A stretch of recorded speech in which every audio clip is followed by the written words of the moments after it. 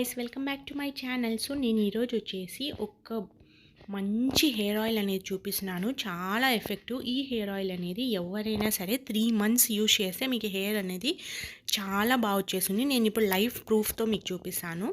First దానికోసం అయితే మనకి గోరింటాకు అండ్ కరివేపాకు కావాలి. అండ్ గోరింటాకు కరివేపాకు లీవ్స్ అనేవి ఈక్వల్గా తీసుకోవాలి. సో నేనైతే ఇప్పుడు మా మదర్కి కొంచెం హెల్త్ ఇష్యూస్ వల్ల హెయిర్ లాస్ అనేది చాలా అయింది. సో ఇప్పుడు మీరు చూస్తున్న పిక్చర్ అయితే ఇది. సో చూసారు కదా, ఫోర్ హెడ్ హెయిర్ మొత్తం పోయింది. సో వెనకాల కూడా చాలా తగ్గిపోయింది. ఇప్పుడు హెయిర్ గ్రోత్ అయినాక ఒక 4 మంత్స్ 5 మంత్స్ తర్వాత రిజల్ట్ ఎలా ఉందనేది నేను చూపిస్తాను. ఇప్పుడైతే మెంతులు వచ్చేసి ఒక 1 అవర్ నానబెట్టుకోవాలి. దాని తర్వాత ఈక్వల్లో గోరింటాకు అండ్ కరివేపాకు 2 తీసుకొని నేను ఫ్రెష్ తీసుకోండి. తీసుకున్నాక వాష్ చేసుకొని డ్రై చేసుకోవాలి. డ్రై అంటే ఉత్త వాటర్ పోయేంత వరకు మనము లైట్గా డ్రై చేసుకోవాలి. ఇప్పుడు మెంతులు మనం సోక్ చేసాం కదా, దాన్ని కూడా తీసేసి ఫ్యాన్ కింద అలాగా డ్రై చేసుకోవాలి.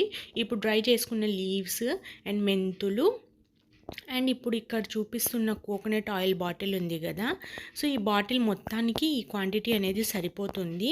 అది వచ్చేసి మనకు చిన్న బాటిల్ అండి, 100 ml బాటిల్.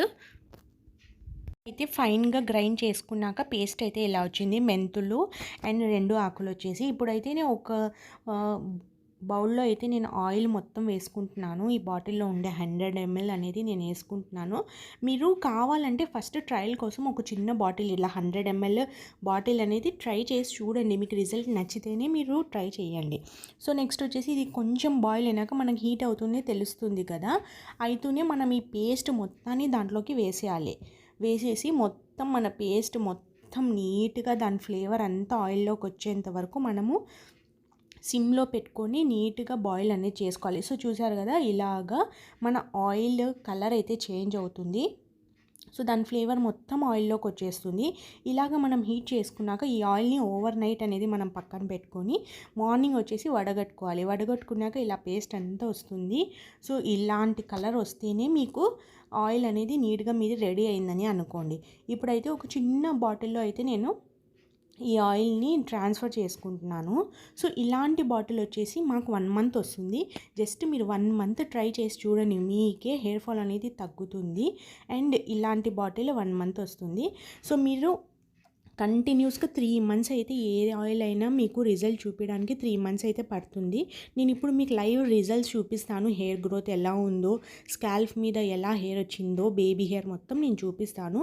సో ఇలాగా మీరు ఫస్ట్ మంత్ యూజ్ చేసేటప్పుడు హాఫ్ ఆయిల్ మనము వేడి చేసినది వేసుకోండి అండ్ హాఫ్ కోకోనట్ ఆయిల్ వేసుకోవాలి. సో 2:2 రేషియోలో మనం వేసుకొని చేసుకుంటే ఫస్టే మనము ఆయిల్ అనేది మారుస్తే మనకు పడలేదు అని మీరు వదిలేస్తుంటారు. సో అలాగా మనము హాఫ్ వేసుకుంటే లైట్గా మనం ఇలా పెంచుకుంటా నెక్స్ట్ మంత్ వచ్చేసి ఇంకా ఆయిల్ కలుపుకోవాల్సిన అవసరం లేదు. ఇప్పుడు మీరు చూస్తున్నారు కదా, ఇది అండి రిజల్ట్. సో 3 మంత్స్కి ఎంత హెయిర్ వచ్చిందో చూడండి, బేబీ హెయిర్ మొత్తము నేను ఇప్పుడు మీకు చూపిస్తున్నాను.